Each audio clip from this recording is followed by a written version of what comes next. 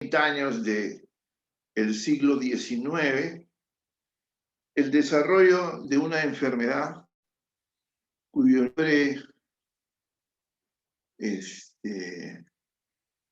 legítimo, diría yo, porque los nombres que tienen ahora los trastornos mentales son en buena parte de los casos ilegítimos.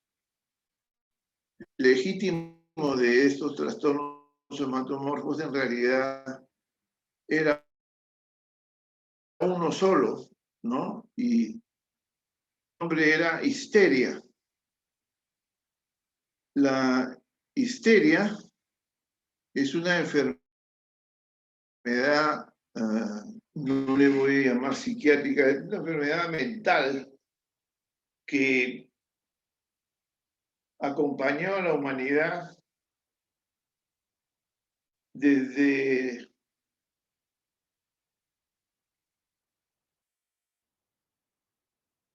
los años de la época griega, ¿no?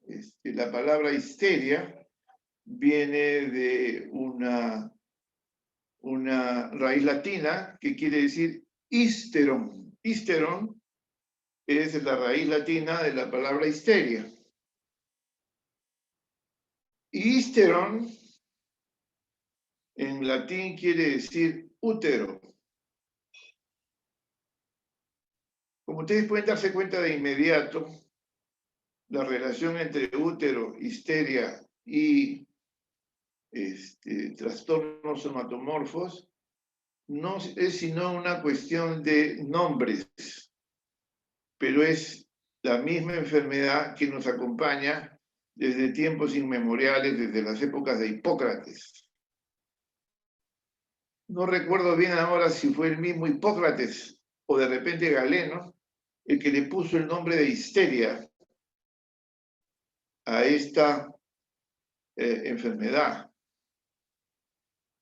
Pero es en el siglo XIX donde, digamos, ya las ciencias médicas que se venían desarrollando con fuerza desde el año 1400, en el año 1900,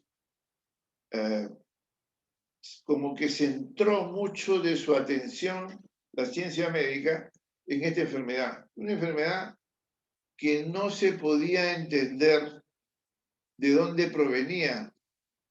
Algunos neurólogos famosos de la época, ¿no? Como Charcot, de la escuela francesa, Babinski, ¿no? De la escuela central europea, y muchos otros neurólogos de talla clínica sumamente importante en esos tiempos,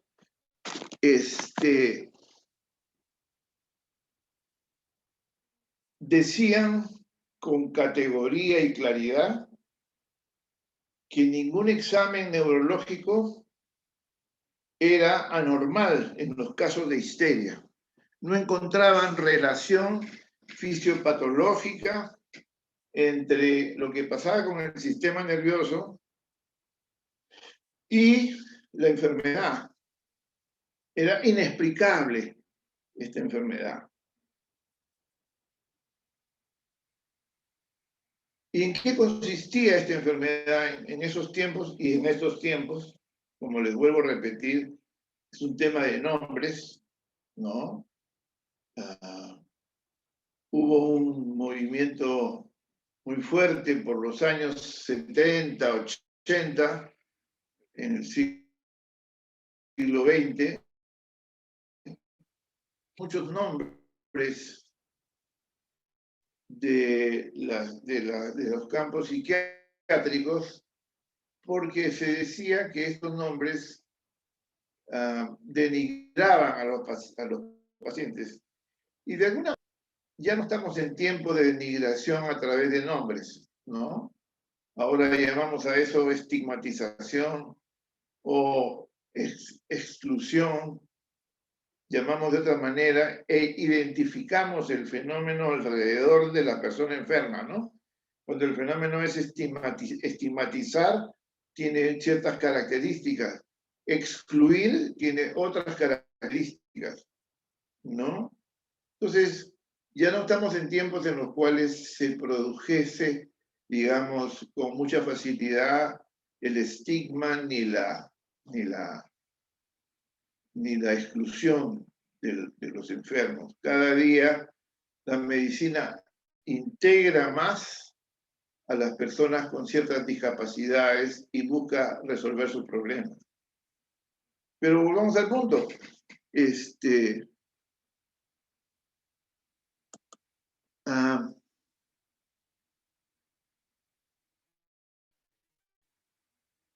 Ocurre que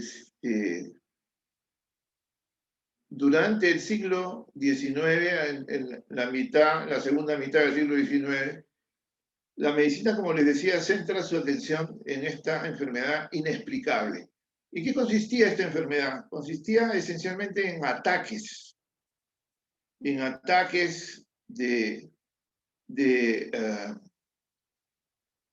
incontrolables, ¿no? Con conductas erráticas, desorganizadas, con trastornos de conciencia, con trastornos, con reacciones psicofisiológicas, con complicaciones que podían ser simples hasta las más complejas, ¿no? Por ejemplo, en el caso de la llamada en esos tiempos la histeroepilepsia, o que era una forma de gran mal, o sea, el paciente o la paciente tenían convulsiones tónico-clónicas generalizadas sumamente parecidas o casi en igualdad matemática con las convulsiones epilépticas. Entonces, a esa forma de presentación de la enfermedad se le llamó en aquellos tiempos histeroepilepsia, ¿no? Y como ustedes pueden ver por esta enfermedad que les acabo de describir, esta forma de presentación, histeroepilepsia, junta dos palabras, histeria y epilepsia, ¿no? Es decir, junta dos palabras refiriéndose a histeria como el origen de la convulsión y epilepsia como la expresión sintomática categórica, similar, casi idéntica a la convulsión tónico-clónica propia del gran mal epiléptico. Entonces, ¿eso qué quiere decir? Quiere decir, al desbrozar un poco la idea del trastorno somatomorfo, quiere decir que la histeria, que no es simulación es otra cosa, ¿no? La histeria como que imitara síntomas físicos. Y esta es la clave para hablar de trastornos somatomorfos. Es decir, cuando hablamos de trastornos somatomorfos, ¿sí? Disculpe que le interrumpa. Solo para confirmar, ¿está o no está presentando diapos usted? No, no voy a presentar diapos. No es necesario. Creo que pueden leer lo que estoy haciendo es un desarrollo histórico de la enfermedad para llegar a lo que estoy llegando en este momento, que es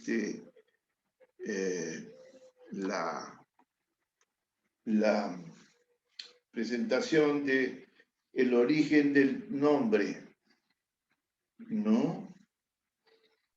En este momento se me fue la idea, pero la voy a recuperar. Entonces, somatomorfo, como su nombre lo indica con toda claridad, es forma somática. Es la descripción que se refiere a la forma de presentación de diferentes tipos de sintomatología que se van a organizar alrededor del concepto de somatomorfo. Pero hay algunas formas de esta enfermedad que han sido puestas dentro de las clasificaciones actuales y que permiten hacer una separación de las formas de presentación de la enfermedad. En primer lugar, tenemos los trastornos somatomorfos disociativos. Regreso a la historia.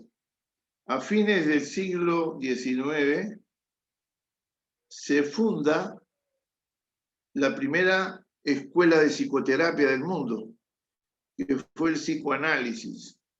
Y tiene que ver el psicoanálisis con la histeria.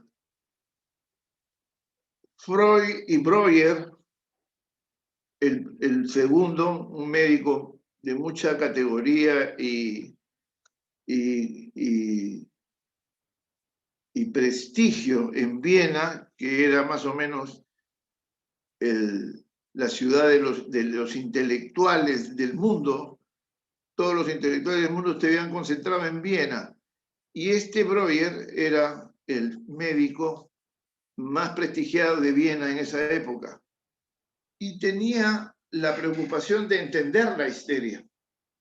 Ya estaba claro a través de la escuela de Charcot y de las aportaciones de Babinski y de otros neurólogos, que no había razón orgánica para que se produzca este ataque que tenían descontrolado, desorganizado, lleno de emotividad, de gritos, de sensaciones de ser afectada la paciente o el paciente. Incluso Charcot había organizado un síndrome histérico que tenía como 4 fases, ¿no? Y había una tercera fase que se llamaba la fase del clownismo. Clownismo viene de clown. El desarrollo del ataque histérico llegaba a esta tercera fase donde se producía la mayor cantidad de síntomas y la mayor cantidad de expresividades emocionales de parte del paciente. ¿Pero dónde quiero ir? Hasta esa fecha, a pesar de los aportes de la neurología, no se había podido conseguir entender la histeria. Y es Breuer, junto con Freud, que comienzan a hacer una observación sumamente importante, ¿no? Veían, la primera paciente que vio Breuer y Freud, la señora Ana O, fue vista diariamente por Freud primero y después por Freud. Y estos observaron, perdón, me he olvidado de un detalle importante. Esta mujer tenía una parálisis bilateral de ambos miembros inferiores. Era una paralítica que tenía varios años de parálisis y que estaba en la cama permanentemente por efecto de la parálisis, que los neurólogos habían decidido y dicho que no tenían ningún problema desde el punto de vista del sistema nervioso. Entonces, comenzaron a observar Breuer y Freud que en la medida que la paciente llegaba a hablar de cosas emotivas y que podía expresarlas, que podía de repente empezar a llorar durante la cita o que de repente se presentaba un clownismo, ¿no? Un clownismo reducido como los COVID chiquitos que hay ahora. Bueno, había un clonismo chiquito con un desarrollo de emociones y de expresiones emotivas muy fuertes durante las citas. La parálisis disminuía. O sea, la expresión de sentimientos, de penas, de dolores de la vida de esta mujer, la expresión de su sentir, de su relación tan particular con sus padres, etcétera, todos los conflictos y traumas que había tenido en la infancia cuando eran hablados por la paciente, estos dos caballeros observaron que la parálisis disminuía y que en ocasiones desaparecía. Esto que parecía un efecto mágico, ¿no? Es el punto de partida del desarrollo de la psicoterapia, clase que vamos a tener en unos días después, y que organizaba, ¿no? La manera como de repente se podía conducir por ahí a la sanación o a la curación de los pacientes. Y fue así que se abrió la primera forma de psicoterapia organizada, o sea, la primera forma de la ciencia de la psicoterapia, porque después, perdón, porque antes, como ustedes sabrán, la psicoterapia viene de la época de los griegos, solo que tenía otra manera de ser organizada. A partir de Breuer y Freud, comienza a haber un desarrollo ya más de ciencia psicoterapéutica a partir de estas observaciones y de las observaciones anteriores de que, concretamente, ya que cada vez que los pacientes hablaban de sus problemas, los síntomas desaparecían. Y esta clave que parece aparente, que es aparentemente mágica, puede explicarse muy bien o muy claramente, entendiendo que el habla es el que permite, ¿no? Es la que permite la expresión de emociones y el contar los problemas. Entonces, parecería ser que los contenidos hablados descargasen las emociones y eso significaba la desaparición de los síntomas. Es como lo que pasa en la actualidad. Si uno de ustedes, médicos, se sienta con su paciente que tiene que tiene un asma, ¿no? De repente tiene un asma y ustedes lo están atendiendo en la emergencia y se toman el tiempo de quedarse con él media hora, 3/4 de hora, 1 hora, hablando de las cosas que le pasan y las situaciones emocionales que vive, de repente el ataque de asma se va, sobre todo cuando tiene un componente muy cargado de lo emocional. Y para eso hay que hacer bien el diagnóstico etiológico de esa asma, de esa específica persona. Entonces, a ver, regresemos al punto. Somatomorfo es aquello que toma forma que toma forma de alguna, que toma, mejor les pongo las cosas así, que toma una parte del cuerpo para manejar las emociones. Una parálisis bilateral como la de Ana O puede curarse solo con hablar, si es que el diagnóstico es correcto y no hay componente neurológico que puede explicar la enfermedad. Entonces, las emocionales toman partes del cuerpo para, como decimos nosotros, los psiquiatras, los síntomas, forma de lenguaje. Algo está queriendo decir una cefalea. Algo está queriendo decir un dolor precordial. Algo está queriendo decir un dolor de rodillas. Ambas rodillas, doctor, me duelen, no sé por qué me duelen. Ustedes mandan a hacer radiografías, resonancias magnéticas y cero. Algo emocional hay que considerar.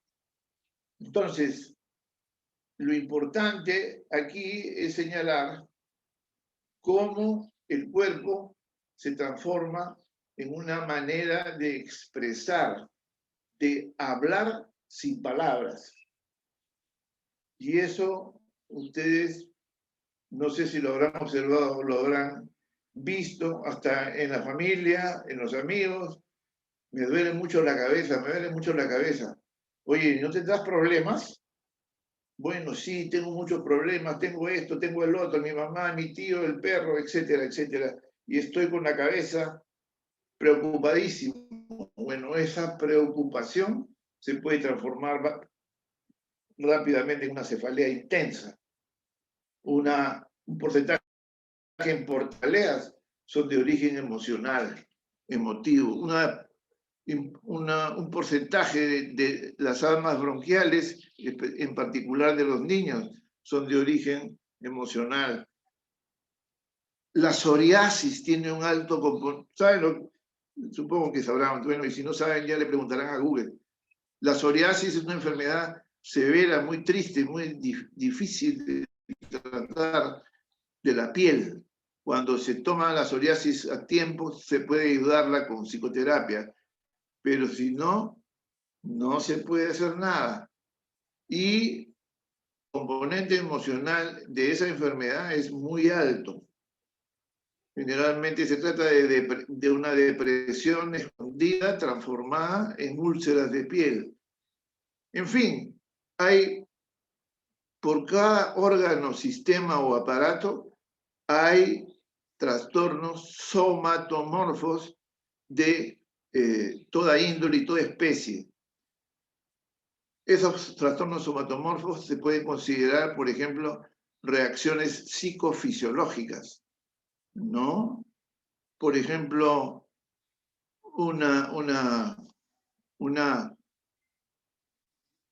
tenía un compañero de promoción, por ejemplo, que cada vez que nos iba a tomar examen, un jefe de prácticas que era bien pesado cuando nos enseñaban anatomía, mi compañero corría al baño porque ya se imaginarán ustedes por qué corría al baño. Entraba en diarreas, mi compañero. Esa es una reacción psicofisiológica. Y eso que aparentemente podría ser visto como una, qué sé yo, como una paratífica, o una tífica o una brucelosis, era simplemente una reacción psicofisiológica. Entonces, son síntomas que tienen un alto componente emocional y eso es lo que quiero que registren y no lo olviden. Regresando a la clasificación de los trastornos somatomorfos. Horrible palabra, trastornos somatomorfos, Dios mío. No sé para qué sirve eso, pero hay que cumplir con las propuestas actuales de los nomenclaturos.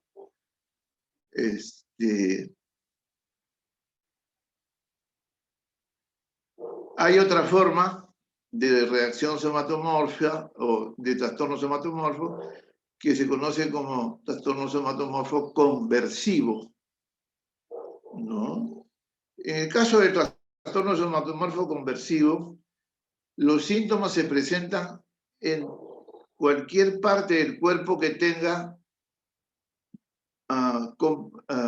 componentes músculo-esqueléticos, en toda la zona externa de nosotros, de las personas, donde hay hueso, músculo, articulación, ahí se pueden presentar los trastornos conversivos o la forma de trastornos somatomorfos conversivos. Eso, y en todo lo que es vísceras, se pueden presentar las reacciones psicofisiológicas y los trastornos disociativos implican esencialmente la mente del sujeto, sobre todo cuando hay componentes que tienen que ver con patología de la conciencia. La más simple forma de disociación, ¿conocen ustedes la más simple forma de disociación, doctores? ¿Alguien sabe? Amnesia disociativa. Ah, su madre, eso es un sintomazo. Simple, la más simple forma de disociación.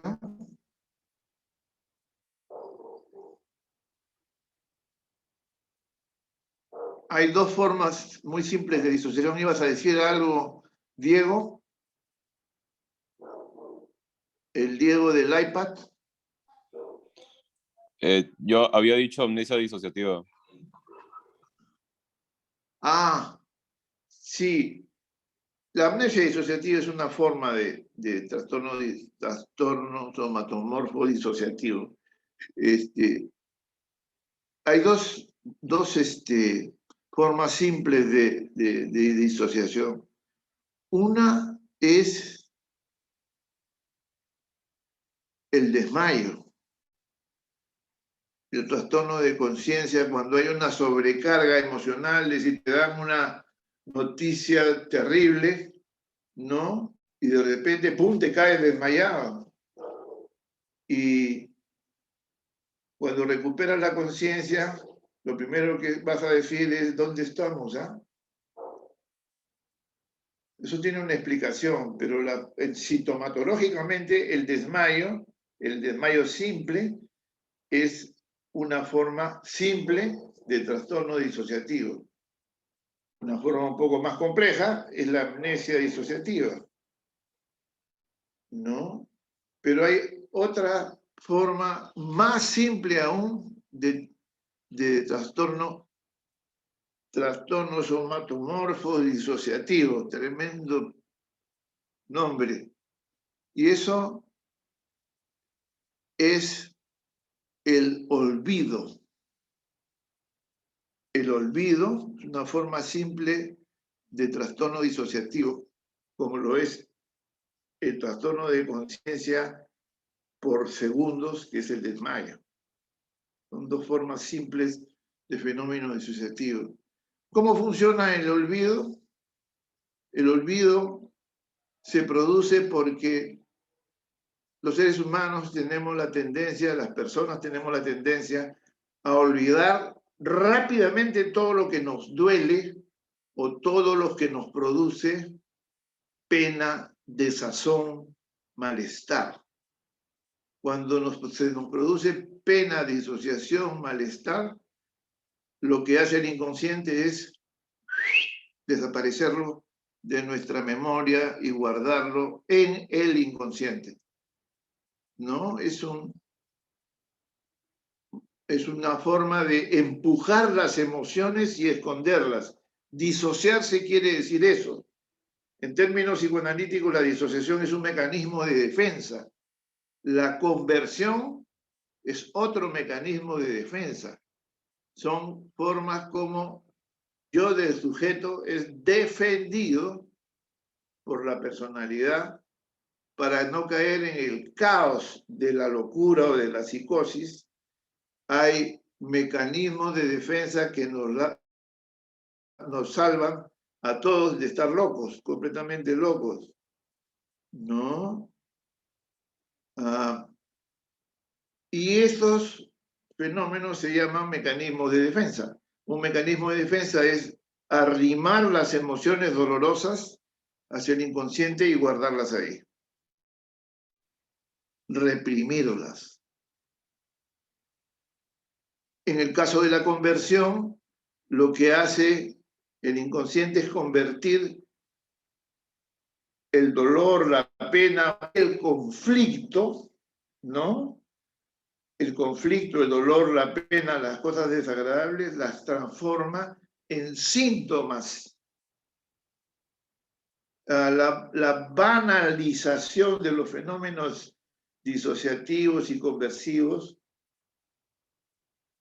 nos ha llevado a llamar simplemente y de manera excesivamente generalizada, a llamar a estos síntomas somatizaciones. No dice, no le hagas caso a la señora o a la chica, déjala tranquila que llore. ¿Por qué? Porque está somatizando. Ese síntoma que tiene no tiene nada. Así nos expresamos los médicos a veces en las emergencias.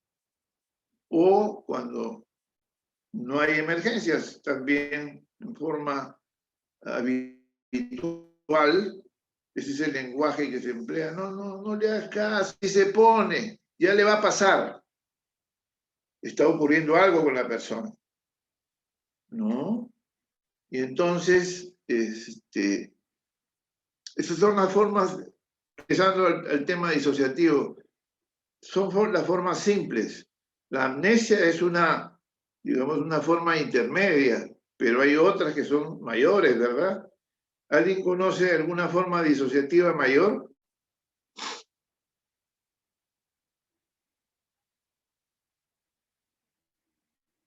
¿Aló? Disociación de personalidad. Trastorno disociativo de Ah, personalidad. su madre. Ya, pues eso ya es el top. Edgar, ¿hablaste tú? Ah, sí, doctor. ¿Cómo está? Como no los veo, solamente veo el nombre, tendré que llamarlos por su nombre.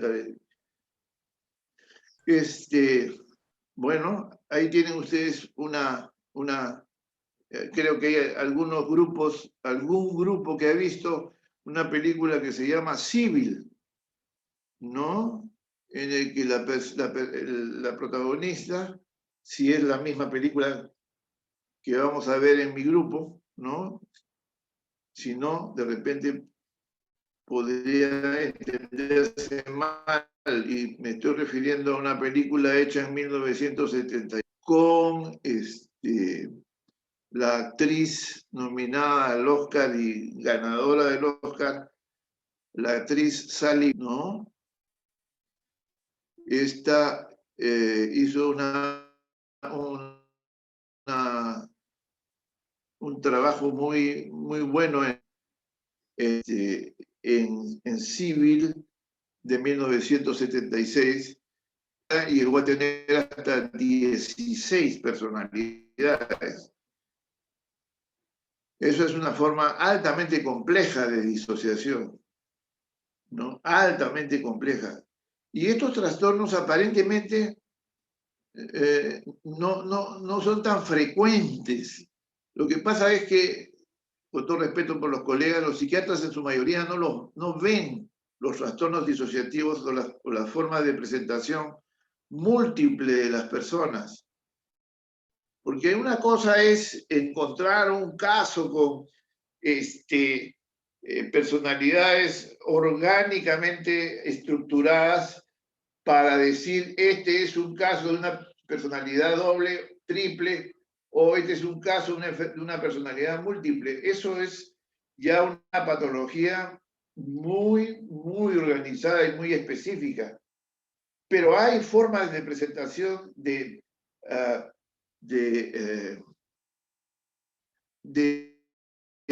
personalidades no tan organizadas ni tan patológicas, pero que funcionan como si fueran múltiples personalidades. Y eso hay que tener un ojo clínico un poco más aguzado para darse cuenta, ¿no? Inclusive, muchas veces los mismos pacientes le dicen al terapeuta, doctor, yo me doy cuenta que a veces funciono como si tuviera como si fuera dos o tres personas.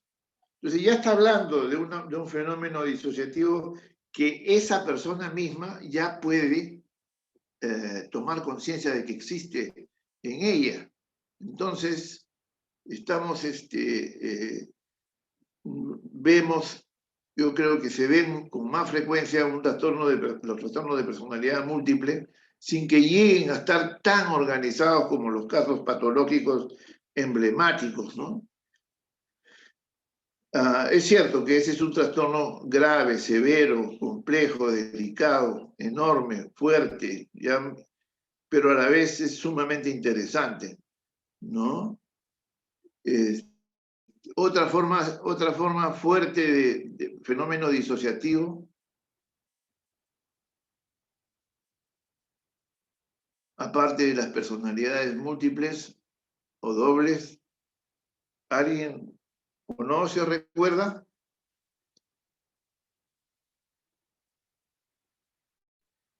Doctor, la regresión.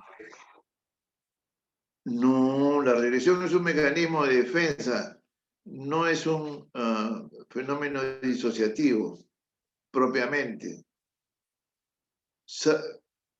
¿Me comprende? Doctor, disculpe, ¿podría decir otra vez cómo es la disociación? No lo entiendo bien. ¿Disociación de qué? ¿O cómo es la disociación como mecanismo de defensa? ¿Qué disocia? Ajá. ¿Qué entiendes, Edgar, por disociar? Separar Pero ahora que separar, ¿qué? ¿Correcto? Correcto. Lo he dicho 2 veces, pues Edgar, ¿dónde estás también tú? Oye? Regresa para acá. Sal de la cama, ya termina de tomar desayuno. A ver. Disociar es, como tú bien dices, separar. ¿Qué hace la persona inconscientemente? Es un mecanismo inconsciente. Separa las emociones dolorosas, penosas, tristes o violentas o qué sé yo, de otros contenidos intensos, las reprime y las guarda en el inconsciente mediano o profundo, las guarda ahí reprimidas, bien reprimidas. Entonces disocia lo emocional. Es como si no pasara nada. Por ejemplo, en la histeria, esta enfermedad del siglo XIX, fines del siglo XIX, los clínicos de esa época hablaban, para referirse a la histeria, de un síntoma que ellos veían con regularidad. Se llamaba la belle indifférence, ¿no? En francés. Y en francés castellanizado, la belleza indiferente. O sea, se trataba generalmente de damas, ¿no?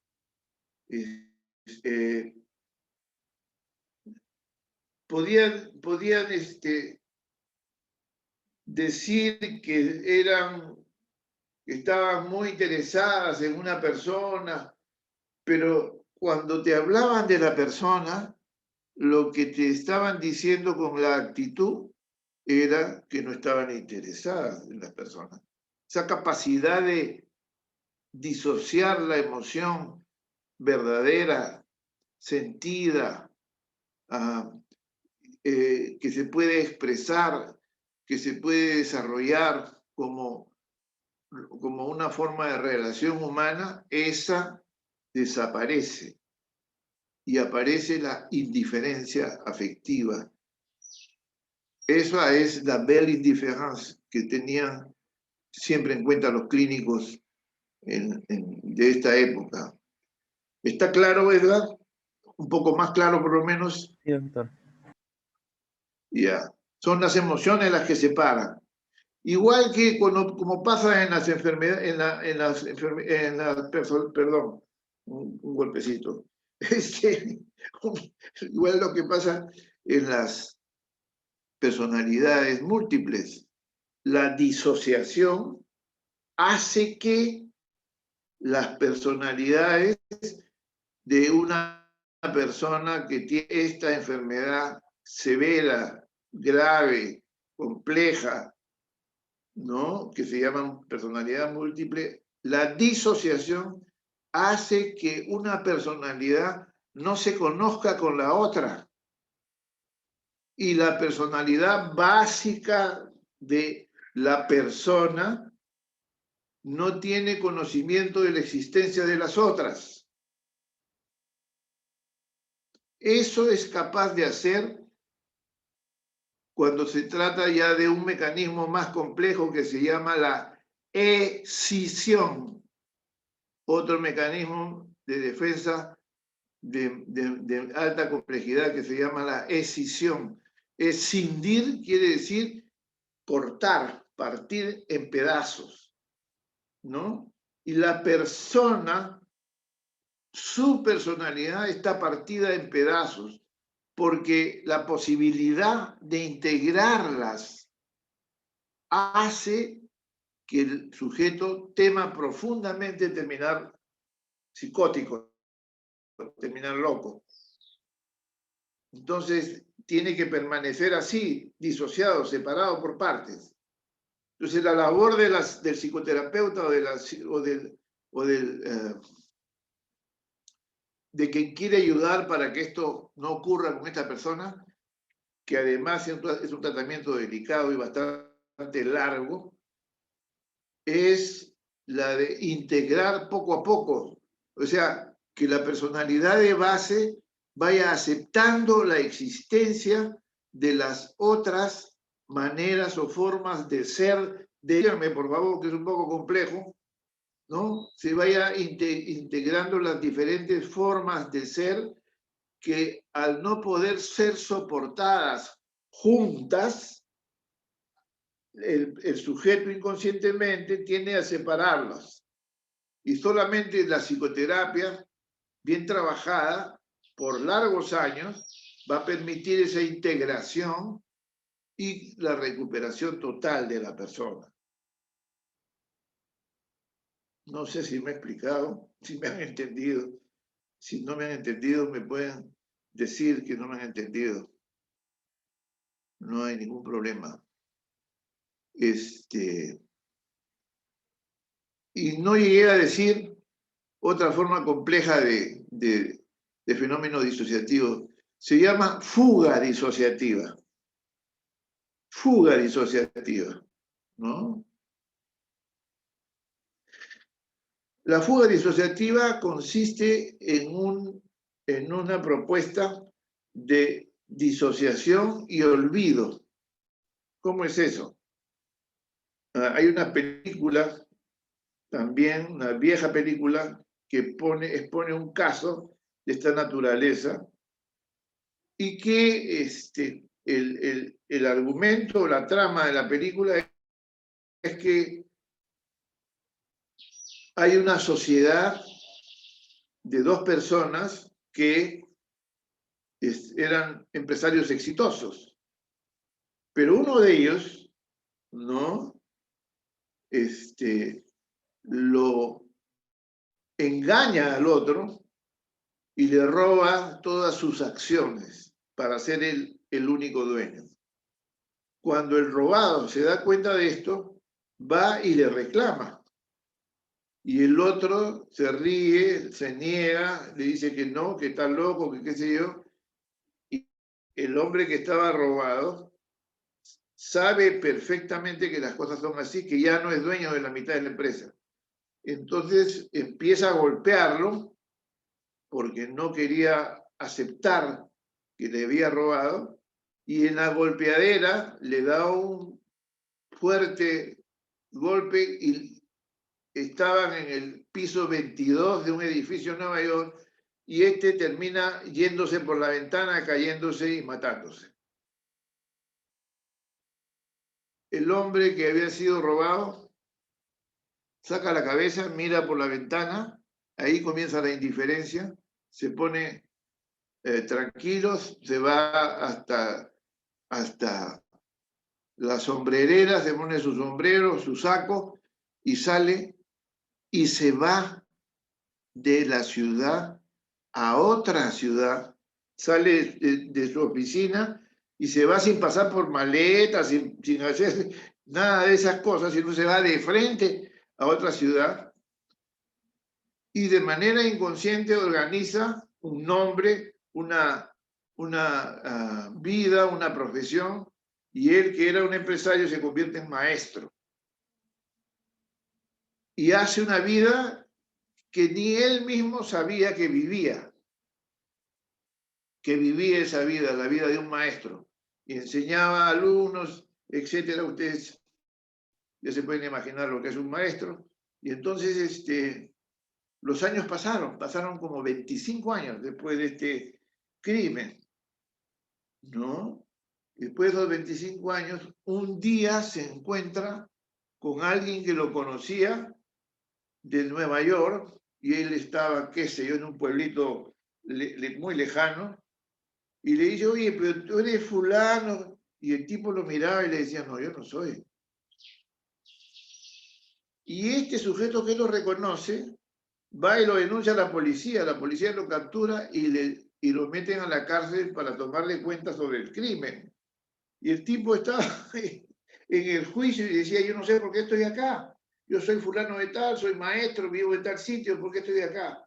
Entonces, el fiscal le muestra todos los documentos, fotografías y todas las cosas que había recogido de él como pruebas, además del crimen. Y este hombre, de repente, entra en una reacción emocional enormemente violenta que tienen que sujetarlo y llevarlo, y cuando está en el hospital mental era otro, o sea, había perdido la razón, no tenía idea de quién era, etcétera, etcétera, etcétera. Entonces, esta forma de disociación que se llama fuga histérica se llama, es la negación, perdón, es la disociación y negación total de una forma de vida para poder ocultar los sentimientos y las sensaciones más profundamente desagradables para las personas.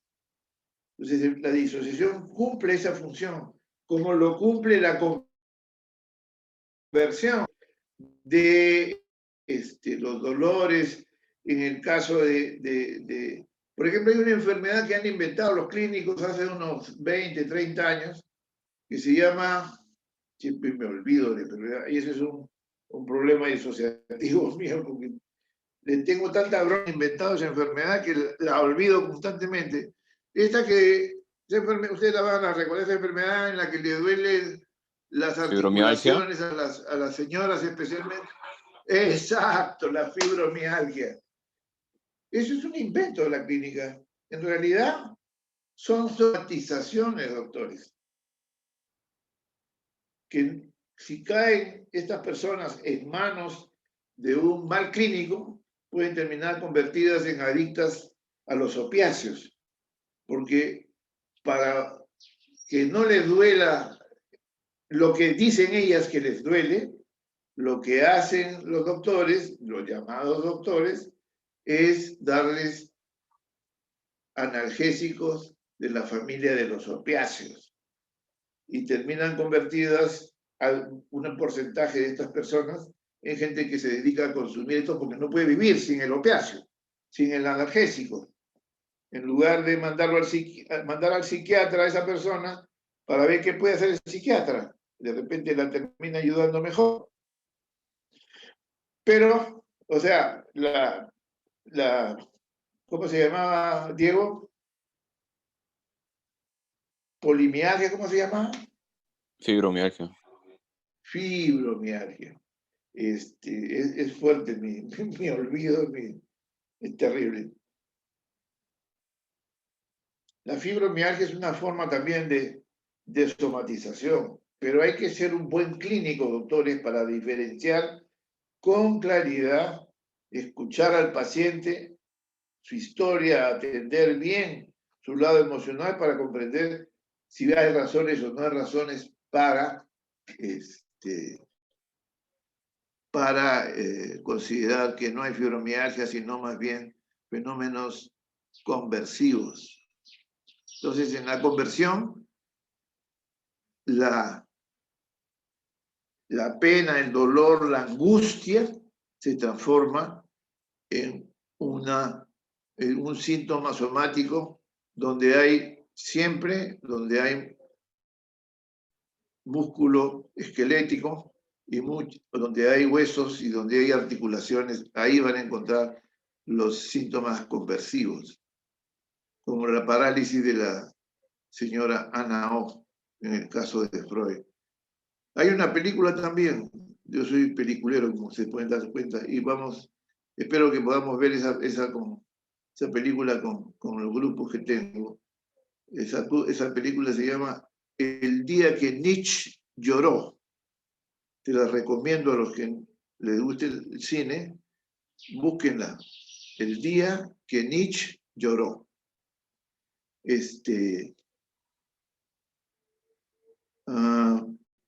¿Qué más tenemos en los trastornos somáticos? Déjenme ver. Hay algunas cosas que son importantes de mencionar para poder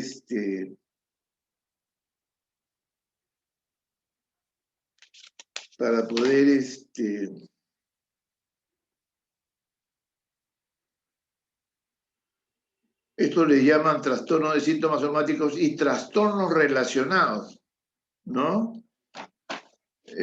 Un nombre tan burocrático que no sé cómo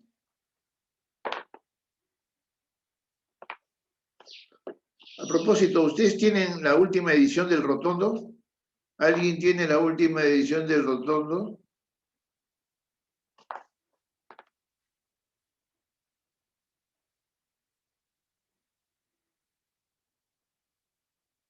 ¿O cuál es la edición del Rotondo que tienen?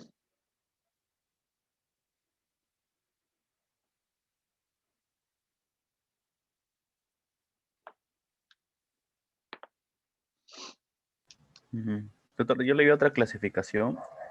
Bueno, no sé si es la misma, pero habla de trastorno somatomorfo y luego habla de trastornos de conversión. Entonces quería preguntarle, ¿qué son los trastornos de conversión a Claro, diferencia de los ahí somatomorfos? lo que están haciendo Edgar, es separar lo que hemos llamado aquí nosotros somatizaciones y, y la conversión. Eso es lo que están haciendo en esa clasificación. Pero en realidad es un solo árbol del cual hay aparentemente dos ramas, y esto no tiene por qué ser así, hay que verlo como un todo. Lo conversivo hay que verlo como un todo, comenzando por el concepto de somatización, es decir, usar el soma, un cuerpo, para expresar alguna emoción reprimida, como lo es también los fenómenos conversivos, es exactamente lo mismo. La diferencia es ¿cómo llamarlo? Es el volumen, no, es la fuerza del síntoma. La somatización es un fenómeno relativamente simple y muy frecuente. A propósito de muy frecuente, más o menos como entre el 30 y el 40% de las personas que van a la atención primaria están generalmente con trastornos de naturaleza emocional, y parte de esos trastornos de naturaleza emocional son trastornos de tipo somatización o trastornos conversivos pequeños, no son una histeria florida, sino son simplemente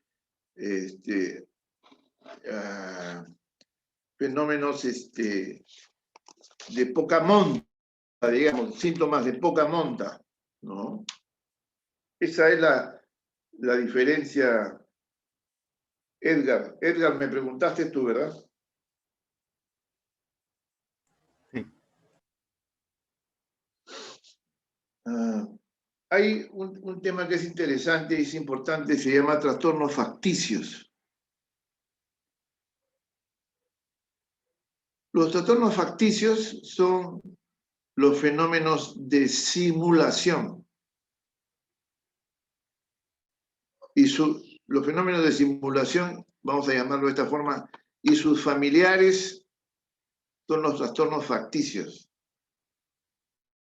Hay algunas formas especiales de estos trastornos, como el síndrome de Munchausen, por ejemplo.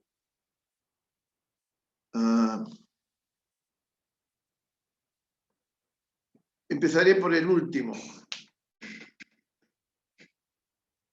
El síndrome de Munchausen es un síndrome que se caracteriza esencialmente por presentarse principalmente en mujeres, una relación de 4-1 con respecto a los hombres.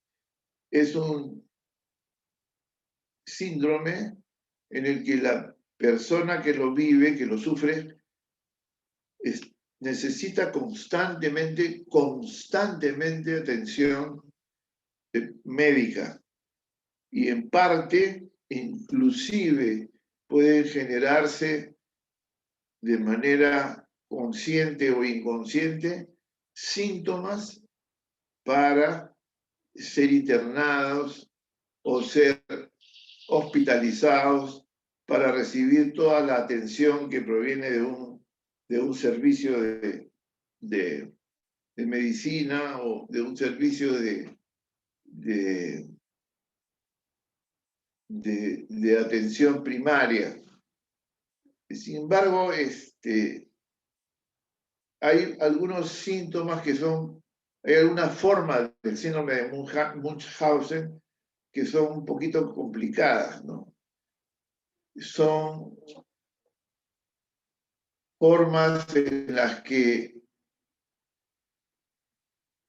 la persona que sufre el síndrome utiliza niños, especialmente bebés, para asistir constantemente a las emergencias pediátricas o a las emergencias médicas. Y generalmente estas mujeres lo que hacen es enfermar al hijo, generarle síntomas para buscar la atención médica nuevamente. La atención en realidad, el objetivo más importante de ellas no es conseguido a través de un niño, porque lo que quieren ellas quieren atención. Pero los síntomas que provocan en los niños son los que son atendidos por el médico. Entonces, por una atención desplazada, obtienen algún tipo de beneficio de atención y así logran obtener lo que se propone: atención, cuidado, preocupación, monitoreo del caso, etcétera, etcétera. Y no sería extraño que por la frecuencia de relación con los médicos se establezca un tipo de relación, entre comillas, casi familiar, en la que el médico está constantemente yendo al domicilio para ver cómo sigue el niño. En fin, eso es de otro o de un tercero, ¿no? No se ve esto en los cuidadores de personas de la tercera o de la cuarta edad, sino se ve en los cuidadores o madres de bebés y de niños hasta ciertas edades, ¿no? En algunas ocasiones se han producido muertes por las acciones de estas madres, y varias de ellas han sido encausadas por la ley en más de una ocasión por generar o desarrollar trastornos en sus hijos. Ese es un tipo especial de trastorno facticio, ¿no? Y el fenómeno facticio es el fenómeno que tiene mucho de simulación de síntomas somáticos, de enfermedades complejas,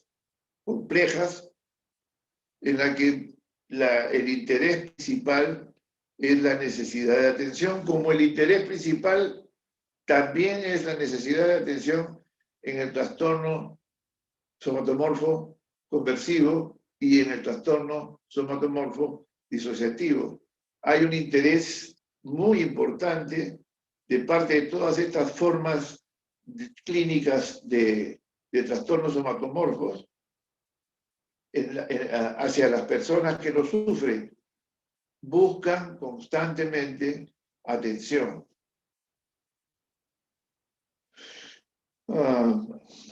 ¿Hay alguna pregunta más? Sería importante. Doctor, Sí. doctor, disculpe. Y en el caso del síndrome de Ganser. El caso del síndrome de Ganser es un síndrome en el cual que se puede ubicar dentro de los trastornos somatomorfos disociativos. Se ha visto mucho estos trastornos en personas que están afectadas por un alto estrés o una alta cantidad, vamos a ponerlo de esa forma, de ansiedad, ¿no? Se ha visto, por ejemplo, mucho en los condenados a muerte, ¿no? Los condenados a muerte que salen en su último día de paseo por el corredor de la muerte, que se van al patíbulo, y de repente salen silbando y poniéndose, gritando, cantando o haciendo payasadas y monerías estando con un miedo terrible a la muerte, ¿no? Es decir, disocian, nuevamente, mi querido Edgar, disocian la emoción intensa que viven, la disocian, la ponen fuera.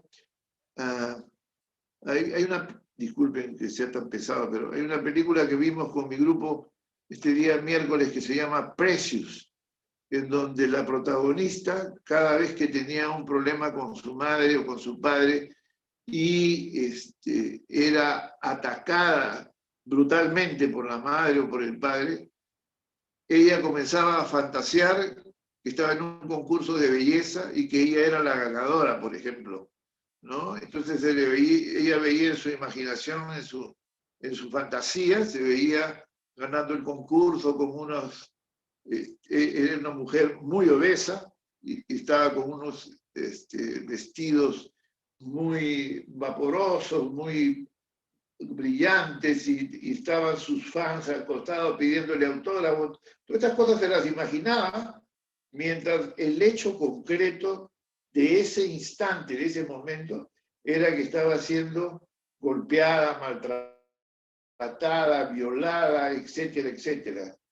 Esa película muestra claramente un fenómeno disociativo, un trastorno disociativo, como lo es el síndrome de Ganser, ¿no? Es específicamente visto en las personas que están sometidas a un altísimo estrés, a una angustia brutal, pero que logran sobreponerse a esta angustia y a este estrés, disociando las emociones más intensas que están viviendo en esos instantes, como el caso, como les repito, de los condenados a muerte en su último paseo hacia el cadalso, ¿no?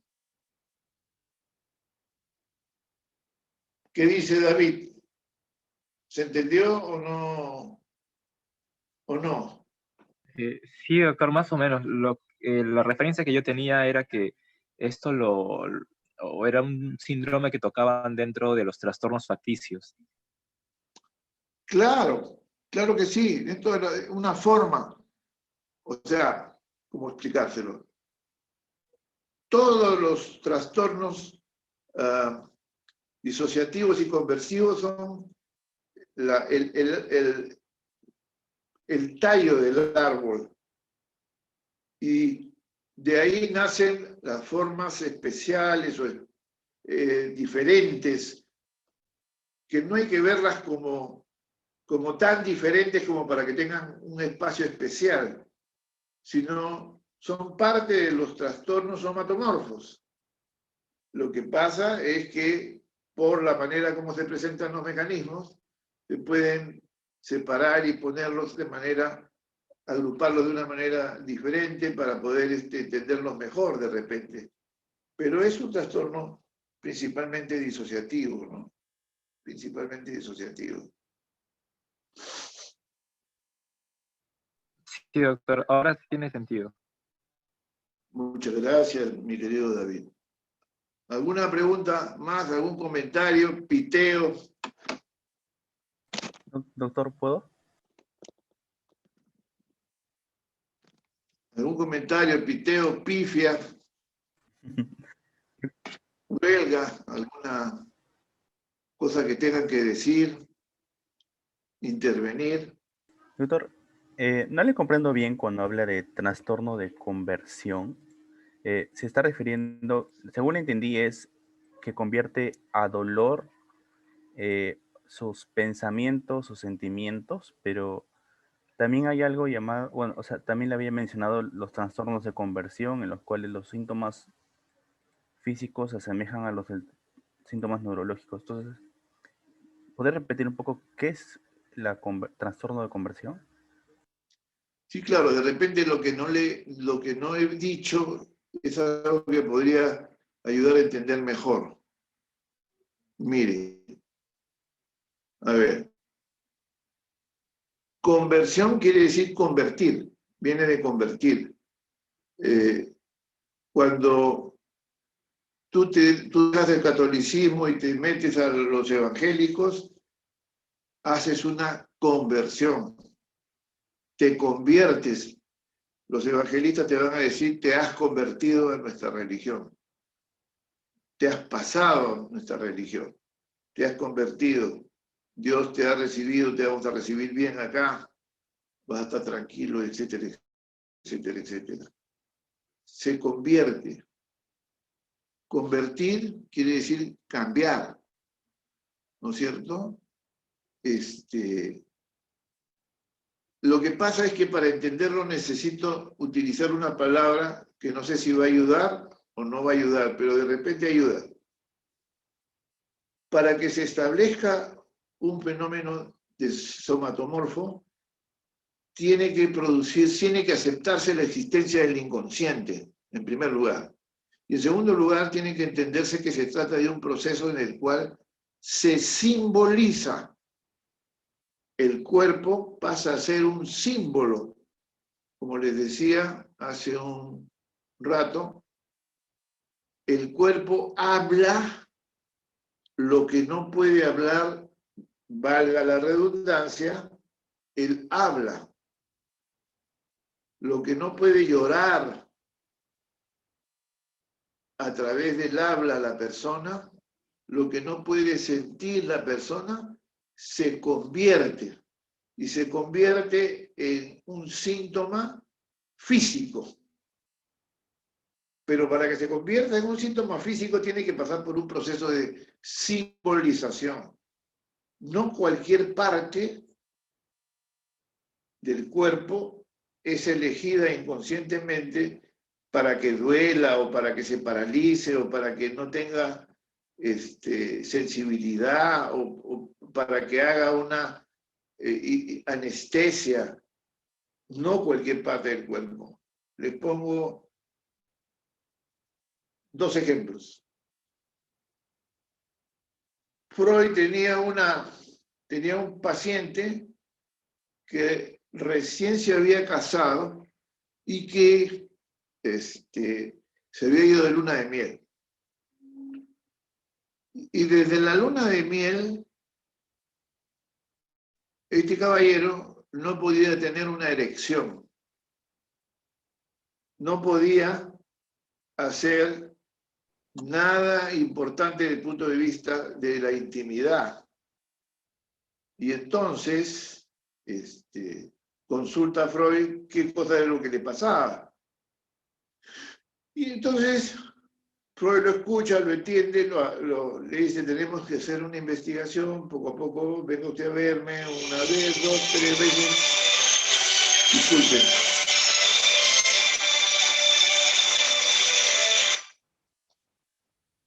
Viene unas 2, 3 veces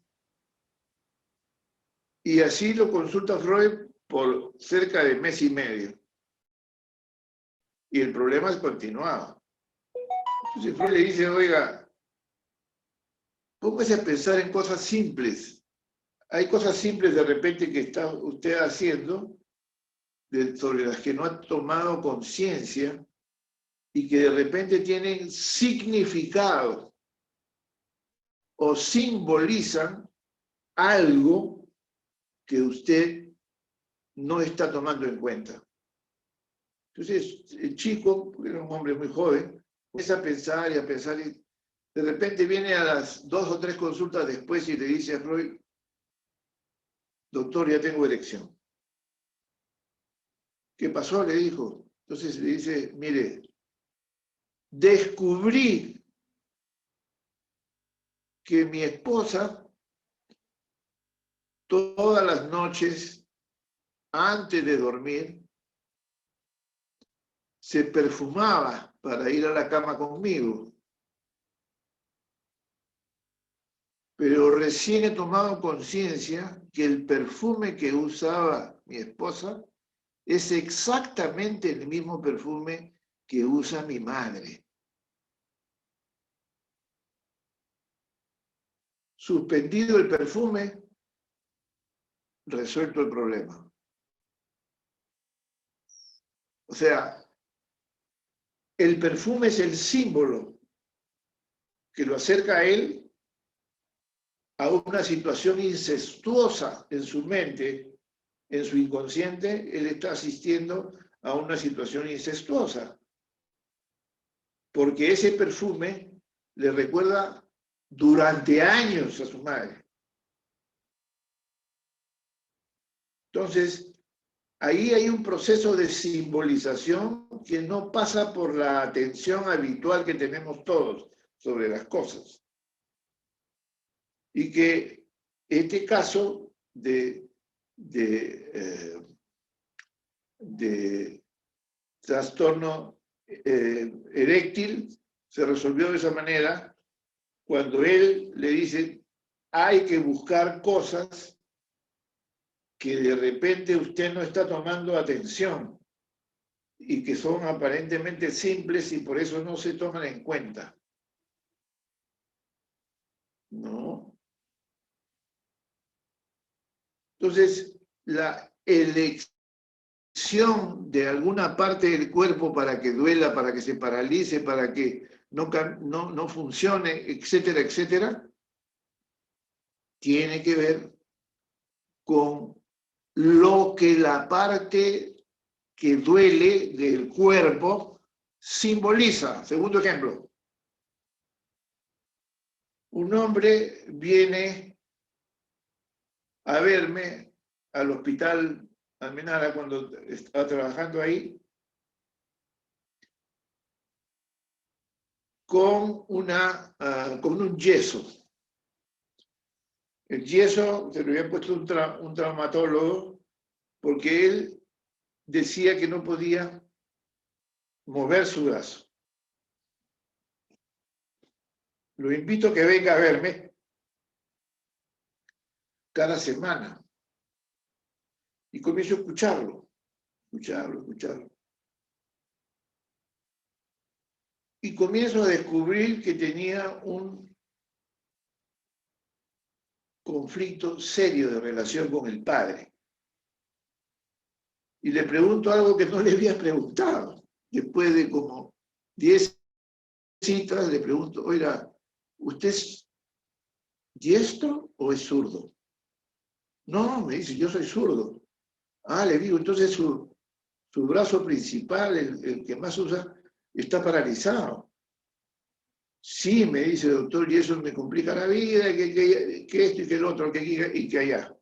Entonces, comienzo a preguntarme yo por qué ese brazo que él usa con frecuencia y que probablemente sea el brazo más fuerte de los dos, por razones simplemente de uso, es el que está paralizado. Ahí hay una simbolización. Yo mismo me digo, esto está simbolizando algo. Voy al traumatólogo, veo las radiografías, veo las tomografías. En esa época todavía no había resonancia magnética y todo estaba en orden. El traumatólogo me dice, yo no entiendo, pero dice que le duele muchísimo para moverlo y que le he puesto esta férula para que no lo use. Y esa expresión es la que me abre el pensamiento a decidir pensar ya de manera más analítica. La expresión era para que no lo use. Y continúa la historia, me cuentan que el conflicto con su padre era muy serio. Su padre era un hombre pegalón. Desde niño lo había fajado al pobre muchacho. Le había hecho la vida imposible. Le había puesto en su mínima expresión su autoestima. El tipo no se sentía nada, no quería saber nada. Él quería irse de su casa, no quería saber nada de su padre y de su mamá. Y está con el brazo así. ¿Y usted sueña? Bueno, de vez en cuando. Me dice, hace poco tuve un sueño que me llamó mucho la atención, pero no se lo he contado porque tú no me has dicho nada, que te cuente sueño. No, cuéntemelo. ¿Qué me cuenta?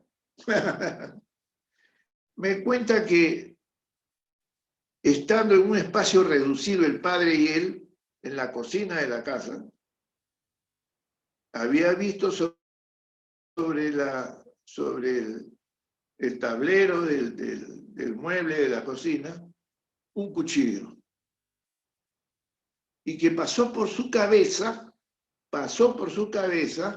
tomar el cuchillo y acuchillar al padre. Y lo que teníamos como resultado era una parálisis del miembro superior izquierdo. El proceso de simbolización de nuevo. Inconscientemente, el deseo de matar al padre se había convertido en una parálisis para defenderlo a él. La parálisis lo defiende a él de un acto absolutamente absurdo que tiene un costo social muy alto y que iba a afectar su vida tremendamente. Pero no es que él decidiera pensar, no lo voy a hacer porque va a tener un alto costo social y me voy a fregar la vida. No pensó nada de eso. Solo se paralizó.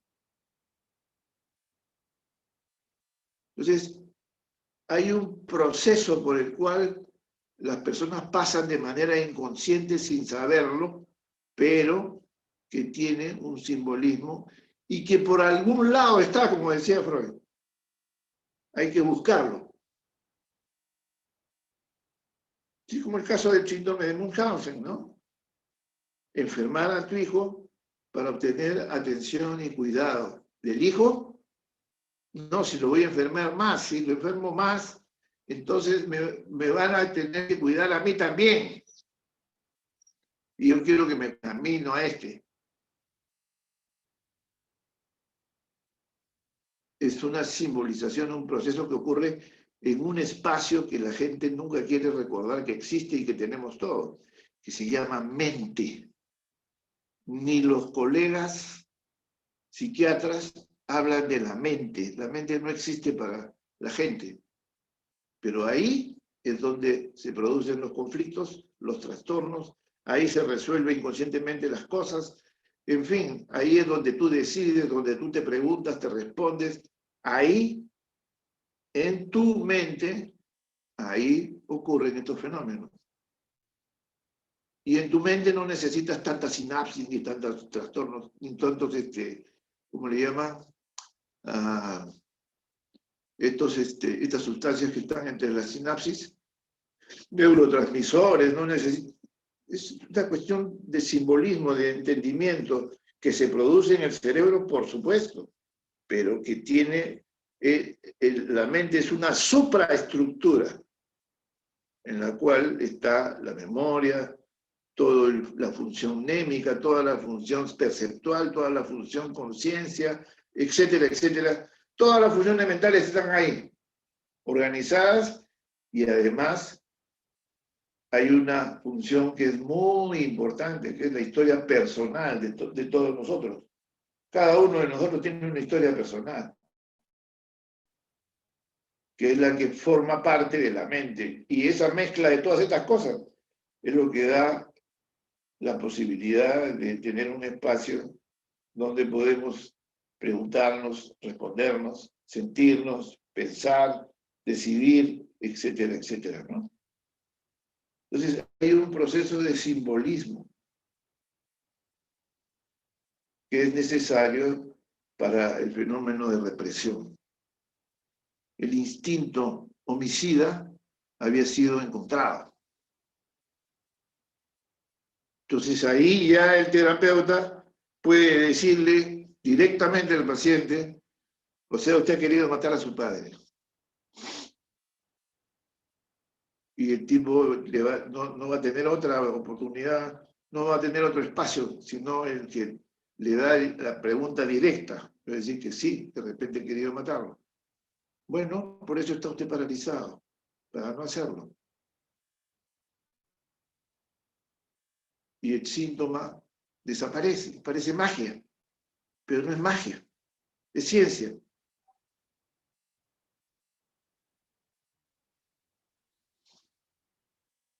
No sé si esto aclara un poco más su punto de vista, David.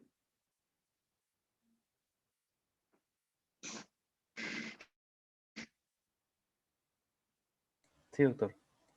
David, Presente, doctor. ¿fue David o ella? ¿Quién fue? No, fui El yo, que fui me yo. preguntó, ya no me acuerdo. Ah, ya. ¿Ha ayudado un poco más o le he complicado más la vida? No me ayudó. Sí, le entendí, doctor. No me lo diga por cumplir, ¿ah? A mí las cosas claras. No, sí le entendí. Somatización, conversión, Ya. simbolismo, síntomas físicos por síntomas psicológicos o pensamientos. Sí. Ujú. Ah, Muy bien, doctor, doctores. Sí, una última dígame. pregunta. ¿Y a qué se debe la fluidez, digamos, de estos símbolos con respecto a las otras formas de pensamiento, de interpretación? Ah, no, no le entiendo bien la pregunta, David.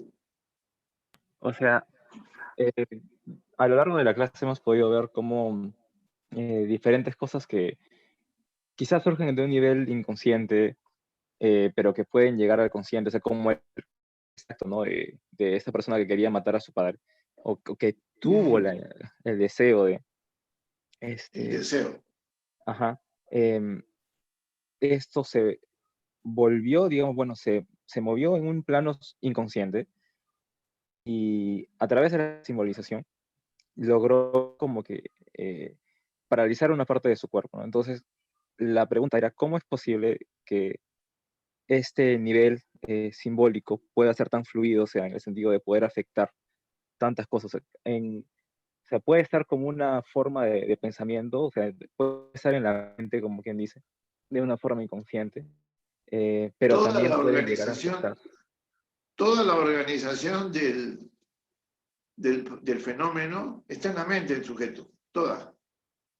Muchas veces los pacientes no le creen a uno cuando uno le dice, usted lo sabe todo sobre, doctor, me pasa esto, aquí que allá, no sé por qué hago esto, por qué lo repito constantemente. Y yo lo que le suelo decir muchas veces es, la explicación que usted busca la tiene usted en su mente. Todo lo podemos explicar, yo lo puedo ayudar, pero todo está en su mente. Lo que voy a hacer es ayudarlo a ponerle al frente las cosas de su mente para que usted vea que sí es posible que en su cabeza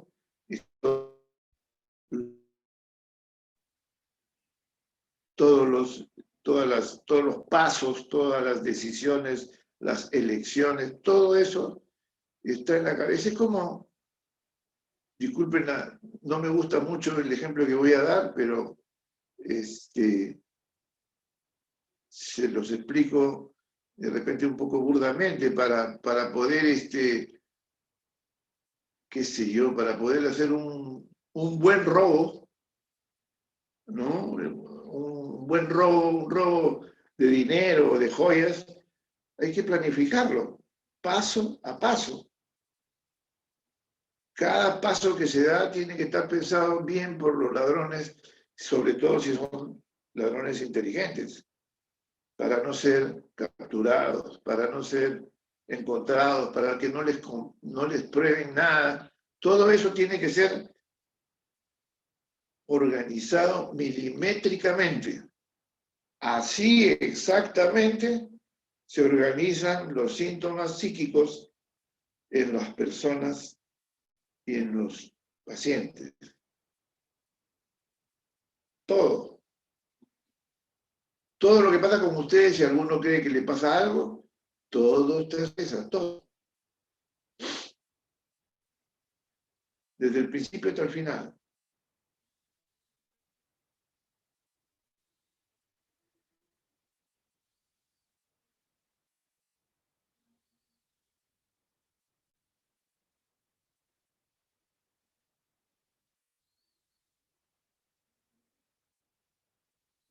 Esa es la maravilla de trabajar en psicoterapia.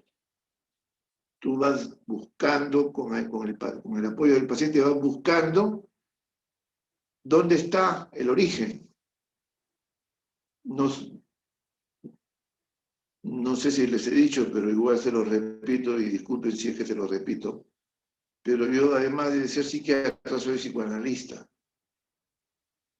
y psicoterapeuta. Entonces, mi trabajo es ese, es desarticular la construcción del síntoma, del rasgo de la personalidad, del problema de fondo. Ese es mi trabajo, nunca me aburro. Y cada persona es completamente diferente a la otra. Es una maravilla trabajar en esto. Nunca te aburres, te puedes cansar, pero aburrir no. Ujú. Es como armar y desarmar un rompecabezas. A veces los mismos pacientes te dicen, nos falta una pieza, doctor, aquí, ¿no? En este tema que estamos hablando, me falta una pieza del rompecabezas.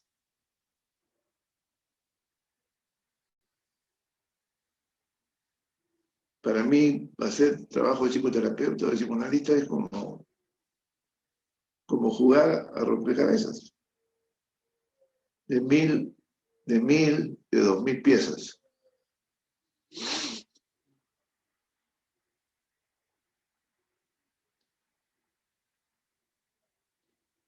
Doctores, lean por favor DSM-5, trastornos somatomorfos. Voy a poner las preguntas de ahí y de lo que hemos hablado ahora.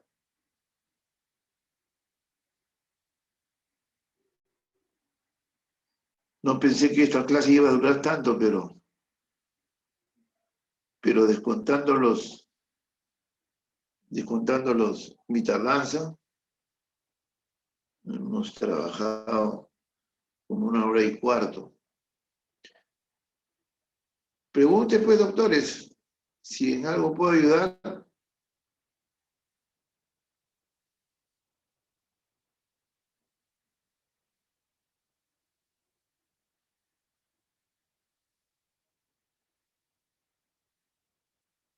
Veo que están cansados de tener necesidad de descansar. Richard, ¿estás ahí? No. Sí, doctor, lo escucho. ¿Cuándo nos toca Este viernes, psicoterapia? este viernes 16 a las 8 de la mañana. Muy bien, Sí, muy bien. Ok. Nos vemos muchas el viernes gracias, doctor. 16, doctores. No, qué ocurrencia. Encantado. Que estén bien, cuídense, por favor. Muchas gracias, doctor. Los dejo. Gracias, doctor. Muchas gracias, No, qué doctor. Hasta ocurrencia. luego. Gracias, doctor. No, qué ocurrencia, encantado. Muchas gracias.